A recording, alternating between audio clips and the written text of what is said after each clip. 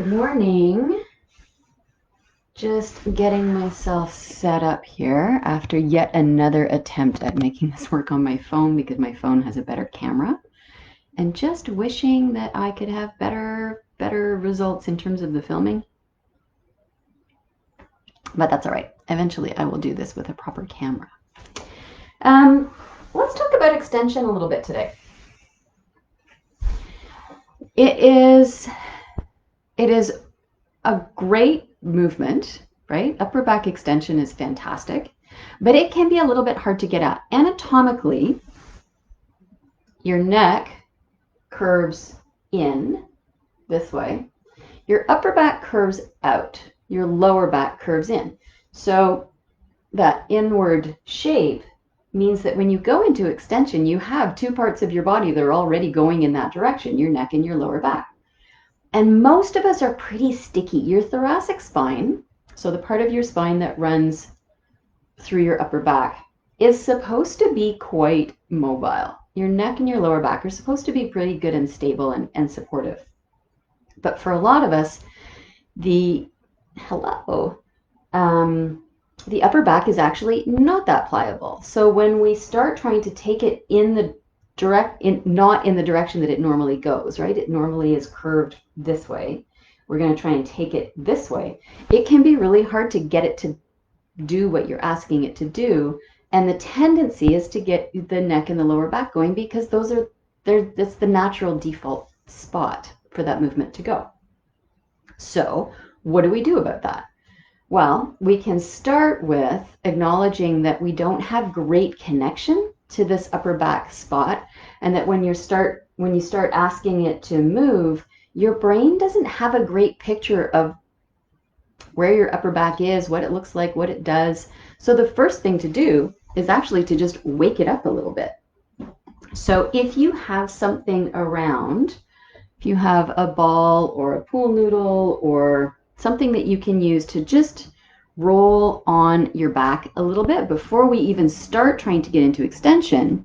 One of the whys on this upper back movement is we want to wake up our connection, our brain connection to the upper back. So let's start with that. It's really helpful to have nuanced connection to all of the parts of your body, and your upper back is a good one. So grab a ball. Could be a big ball, could be a small ball, doesn't really matter, but just get that ball under your upper back, move your mat around, and just start to get some stimulation to that area before we start trying to move it. Whatever way feels comfortable. I mean, it might not be super comfy, but it shouldn't be stabby painful. I seem to have chosen a very small ball. It's got a lot of sensation connected to it. A Coregeous ball, a big squishy ball would be good for this as well. Just enough to start connecting your brain to your back. Not a lot, just a little bit. And then if you take the ball out and just sort of move your back around a little on the floor, sometimes you'll find you can feel your back a little bit more effectively. And that's going to make it easier to do your upper extension work. So then let's talk about getting into the shape. So you lie down on your front. How about I go this way so you can maybe see me better. So you want to get yourself nicely placed so your legs are long. You've got a little bit of sense of awareness and connection to your pelvis. Your pubic bones are planted. And then we'll start just thinking about what works better for you, thinking from the front or thinking from the back. So if you start your roll up, thinking about pivoting your head on the end of your neck, so you slide your eyes forward and then your nose and then your chin, and then you open up the space along the front of your neck, the fronts of your collarbones, and the front of your sternum. How does that feel for you? And then very deliberately bring all those parts back down again. Because the coming down, the coming out of the shape is, hello, The coming down out of the shape is as important as the coming up into the shape, right? So coming back down is also important. And as you do that, notice what's happening with the rest of your body. So it is totally appropriate and effective to have the muscles in the back of your neck and your lower back active and part of the motion, but we don't want them to be the full drivers. We want the drivers to be here. So then change and think from the back. Think of the back of your skull sliding towards the back of your neck, and then think of your spine. Each vertebra in your neck pulling down towards the one below it, and then moving into your thoracic spine, and each vertebra there pulling down towards the one below it, without moving the vertebrae in your sort of lower mid and low back. And then regain the space between each bone as you come back down. Rolling up, not moving your low back vertebrae. So the muscles that surround them will be on, but the bones themselves aren't moving. And roll back down. And try that.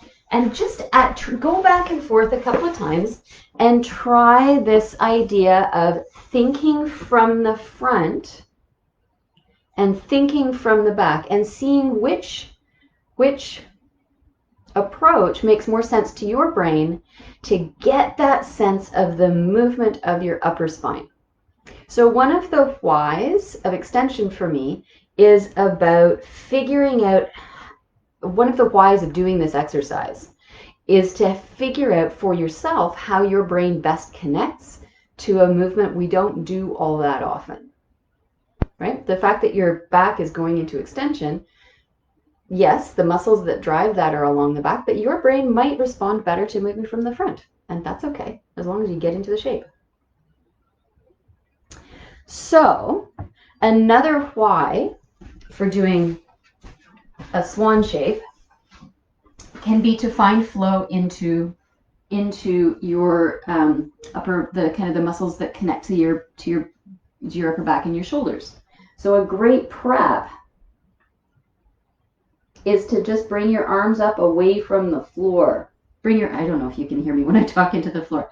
Bring your arms up away from the floor. You're trying to keep your forearms parallel, so your hands and your shoulders and your wrists are all the same height. And you do a few of those so that when you come into your baby swan, your little bit of extension, there's some space across the fronts of your shoulders. So this is another really nice side effect of doing swan is the relationship between the open front of your shoulders, the activation of the backs of your shoulders, and the connection into your upper back. So that's a nice little combo to play with. When you're coming into this shape, there's lots of temptation to want to bring your elbows up off the floor, which brings lots of arm activity into play, even if you're going up just a little bit. Bringing your forearms down onto the floor makes this harder for your back muscles. It takes away, or it minimizes how easy it is to get your hands to do the work for you. So you're not trying to have your back relaxed and push yourself off the floor. See how my elbows have gone out to the side, my shoulders have hiked up towards my ears? That's sort of an indication that my back is not actually doing anything, and we really want our backs to have some strength. So avoid the temptation to bring your elbows off the floor. That's just a different exercise. It's great, but it's a different exercise. I seem to be losing all of my holding my hair back stuff. So that's another why, is starting to determine, do you actually use your back muscles? So if you really want to play with that, make sure your hands are really light on the floor, or even float your hands. This would be more advanced. Float your hands off the floor to make sure that you're not inadvertently pushing with your hands and shoulders. So then if we decide that we've got enough movement happening in the upper back, that we're nicely warmed up, then we progress into the full swan. So now you inhale to come into that same beginning movement, the preparation. Now we do put some weight into the hands. And you exhale to bring yourself up. And now you've got lots of lovely support from your abdominal muscles, from your glutes, your legs are nice and heavy, and you come up to where is good for you, right? I've got lots of mobility. This is a good place for me. But I have lots of clients who come up, they come up to about here. This is where they still feel like they've got this movement of their upper back. Their lower back is happy because for sure you're now starting to move into your lumbar spine. And this is where they feel strong and competent and stable, and that this is a working shape. If you come up and it doesn't feel like a working shape anymore, well, then you're probably not working. And if you're going to do the work, you may as well be working. And then you bring your belly down as you bend your elbows. And then again, you make sure you fully complete the roll down. So, should this feel nasty in your lower back? Absolutely not. You really want to work, as is the case with any shape, as is the case with anything I ever teach. The idea is that you want to feel confident and competent and comfortable in your body. I'm okay with comfortably uncomfortable, where you're pushing your boundaries a little bit in a way that's building you. But I don't love the idea of kind of forcing through extension in ways that don't feel good, ways that make you say, I'm going to have a headache later, or my back is going to hurt, or I'm feeling compressed or crunchy, right? We want to keep things in a strong, forward-moving range, instead of just pushing through to something you think you're supposed to be doing, right? Supposed to. That's what other people are doing. Those are not necessarily great ways to go. So just a few things to think about when you're playing with your extension, because it can be tricky. Is your brain connecting to your upper back? Doing a little bit of somatic movement, a little bit of self-massage, a little something to get your brain connecting to that area first, great strategy. Does your brain think better from the front or from the back? So that cueing of lengthening up through the front of your body, and then the cueing of drawing each vertebra together at the back of your body. Which approach works better for you? Play around with both of them. Variety is always good, but know that you're gonna have a way that works better for you. Keeping your hands and your arms relaxed so you're actually articulating through your upper spine, that's a really good strategy. And then making sure that before you go into a full extension, whether you're doing a Pilates swan or a yoga cobra, whatever shape it is that you're going into, that you've prepared your upper back for movement before you go into the full shape, and that you find the range of the full shape that works the best for you. So there you go, some strategies to try and make upper back extension a yummy and delicious and wonderful thing. And I continue to not be able to see, and there's like 400 little things here. I continue to not be able to see if you guys have questions.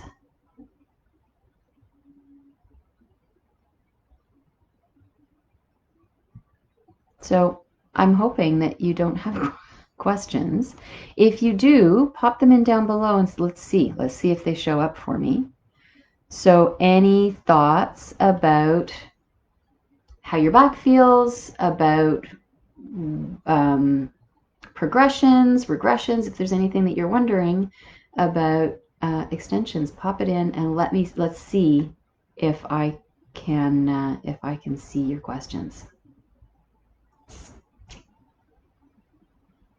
I cannot see any questions. So I hope that worked for you. What we can do is I'll post this as soon as I can, and then if you have questions, put them into the comments below and I'll answer them that way. And I hope your backs feel good and strong. And just, I guess my final word is, don't be afraid of your back. Your spines are strong and dense and rigorous and functional, and the muscles that surround them are great, and it's okay to use your back. It is okay to come into extension. It is okay to go into flexion. Backs are great, and we just need to use them. But it totally makes sense to use them in ways that feel good to you, and to build slowly and gradually so that it is a sustainable building of extension strength. So, mwah, there you go. Have a wonderful day. I will see you next week. And I'm going to end the video. Bye.